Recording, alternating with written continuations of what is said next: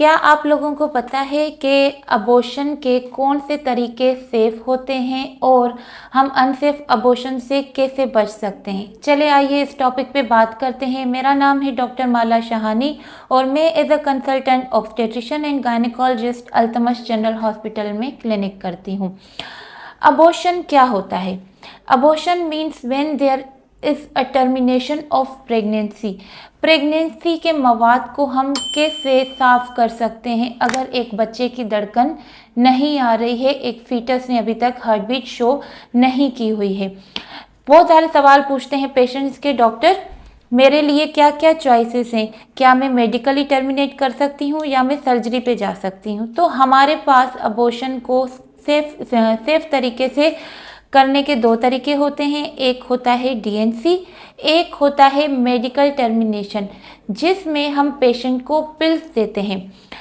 अगर pregnancy till 7 weeks है तो ज़्यादातर सेफ तरीका होता है हम उनको पिल्स दें। उन पिल्स से उस पेशेंट की कॉन्ट्रैक्शंस स्टार्ट होंगी और वो यूट्रस जो भी प्रेगनेंसी का मवाद है उसको एक्सपेल करने की कोशिश करता है। 95% पेशेंट्स में ये सक्सेसफुली क्लीन हो जाता है।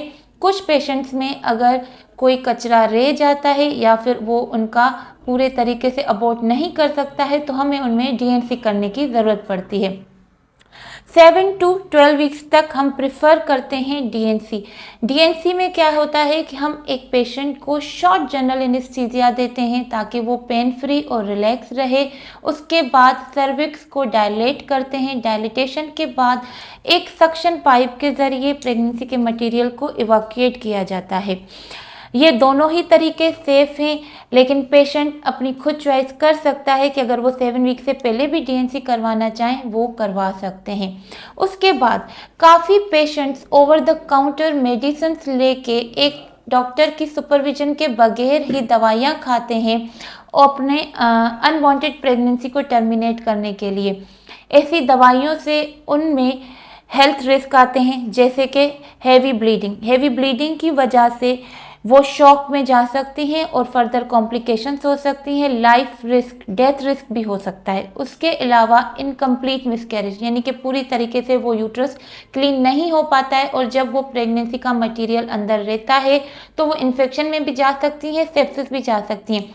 सेप्सिस एक ऐसी कंडीशन है जो अगर ट्रीट नहीं की, सही टाइम पे डायग्नोस नहीं की जाए तो पेशेंट को डेथ रिस्क भी हो सकता है। अच्छा, अब हमें अनसेफ अबॉर्शन से कैसे बचना चाहिए? पहला तो हमें अनवांटेड प्रेगनेंसी ही से ही बचना चाहिए।